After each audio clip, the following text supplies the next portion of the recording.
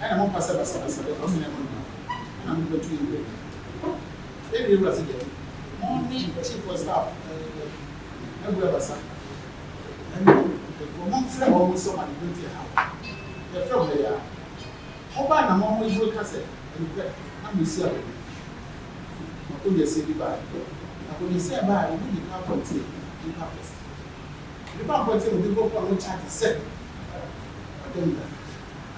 Most people try to get checkers as and what do that. It be and to say no one. The children say 7 Sabai. And never to you know. Never to you will say. Start dance your bed, you know. The chief was start and finding out what American embassy for years now started what the year 1. It is a really big year. I don't know about it. Bring it to me once. Then on this year from now, year not register. It comes a movement. They said, I want to get with Indiana. That's what devils should do. Something to me. Yes, yeah. You have a company, some registered. The 2% register now, they can move. They want to register. And to put you a register, I'm a friend answer. Allen R. Ross, defendant number 1, Usman Mutawakil, terminated 28 February 1996, represented by Douglas J. Morris, Federal Defenders of New York Incorporation, 1 Pierpoint Plaza, 16th floor, Brooklyn, NY 11201 718-330-1200, fax 718-55-7060, email douglasmorris@fd.org, terminated 28 February 1996, lead attorney to be noticed, designation public defender or community defender appointment. Now stamp susi so true copy Brand B Mahoney or a deputy clerk. Now pending counts no wadama charges na no mo na numbers no count no say importation of Scheduled 1 controlled substance into the United States. Highest offense level, felony. Terminated counts, possession with intent to distribute a controlled substance.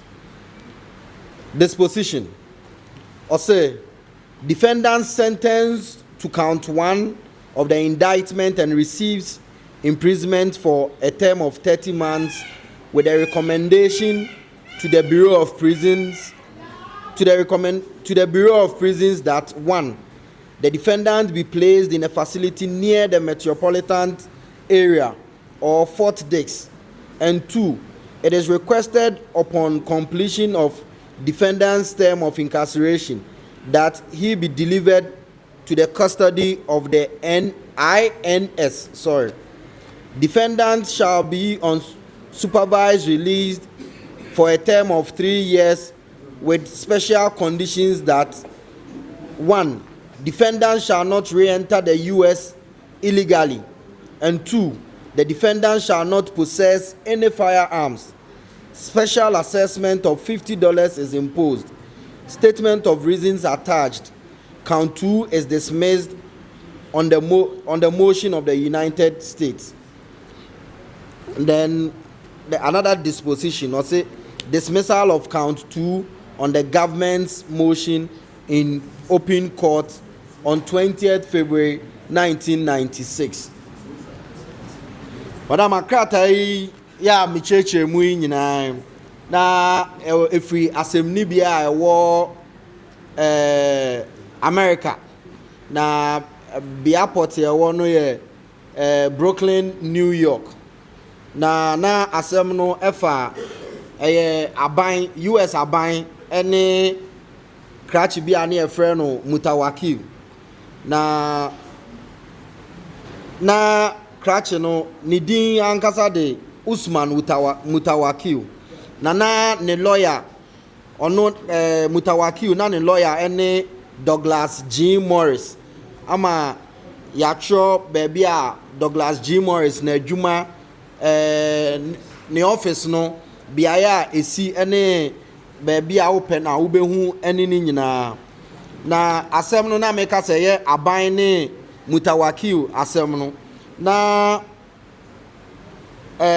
charge na yɛde abɔ Mutawakil no na ɛyɛ mmienu baako ɛyɛ sɛ ɔde sɛbe nneɛma bi a ɛni sɛ ɔde ba America kuro no mu ɛna aba mu na ɔmo fa no sɛ ɛyɛ bɔne kɛseɛ ɛna baako so ne sɛ saa nneɛma no a ɔde ba kuro mu no charge baako no nso sɛ saa nneɛma no a ɔde ba kuro mu no na ɛyɛ ne tiri mu pɔ sɛ sɛbe ɔbɛkyekyɛ saa nneɛma no sɛbe ɔbɛkyekyɛ na ɛno ɛna court no ɛtena asɛm no so no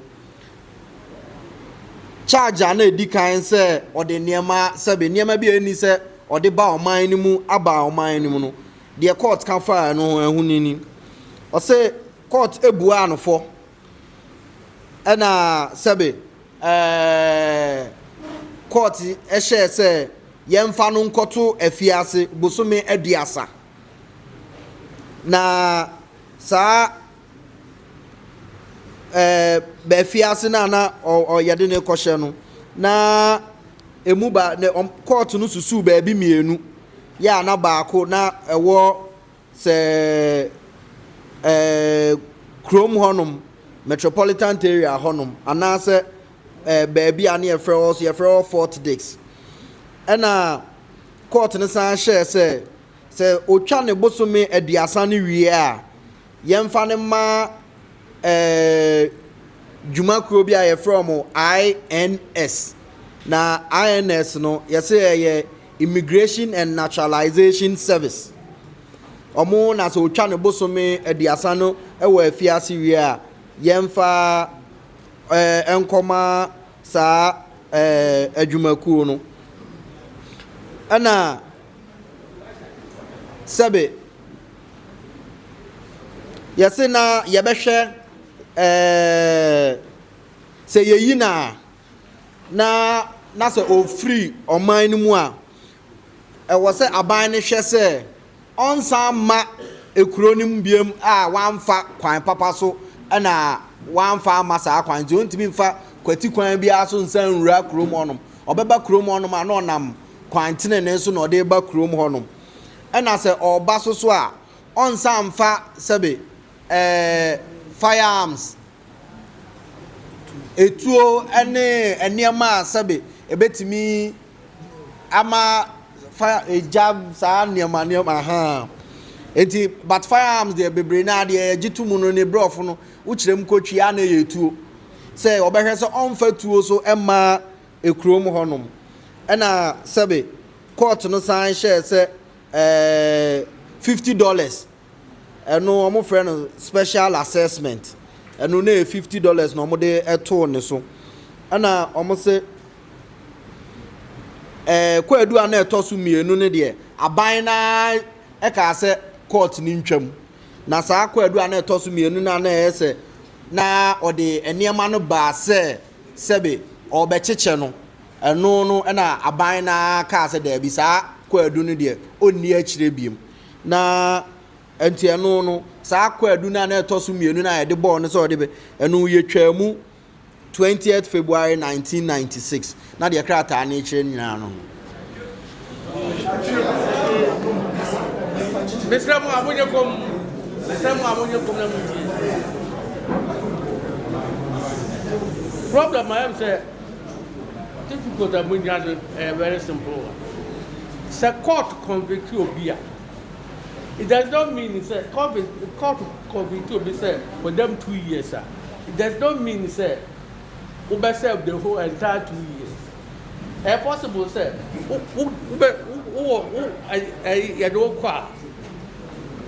for good behavior for in custody or something. It will release you well ahead of time. It happens in Ghana, it happens everywhere. You know, but it does not change conviction. It does not change the conviction. The fact is that once served the entire period does not change the conviction. The conviction remains, but it will release you ahead of time. It is the fact that you are sentencing to 2 years. Maybe you release after 1 year. That does not mean a change in conviction. The conviction remains.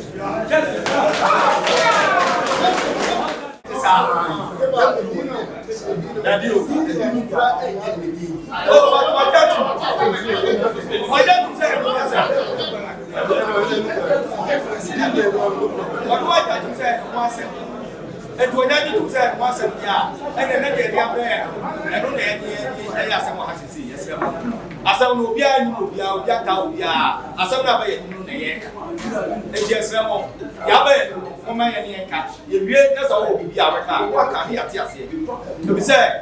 Yet, the 2 minutes say, yet, drop, yet, a butcher or boy, yet now be up. As I will see her, yet now no be any hobby. Interpreting one, so what them was in there. And a central command of Brunite or the BPR or Yanqua or Beba, you see what we are mayor. I only have tried and call ye. And I put you so I reply nowadays. I'm here now. I'm not make I say, I'm here no Java, I'm not a catch getting kind or sit down every once a month. They will mark with the woman into. But could a woman into say, or also one. Nemo, yes, and yet the wall. Remind I say, aha, Salon Walker. Then I'll grant out to the excess. Or them, and I'm one. Ahead. And you know, maybe the movie you know, say for the cat and your brand and no man, another moment to work and a say for. There's a no can say for them, and I don't want to be young. There's some way kind of creating you. This is no can be for the and I come by and I want to rob you. You said to be a KTA.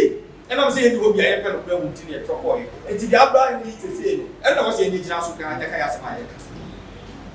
I don't know if that's why I can't my account. And you know, you have a book of Ramania, dear Mamma said, yes, and they free have a book of Tamania. Yet there's a buyer, a couple season. And only a day of book of Tamania.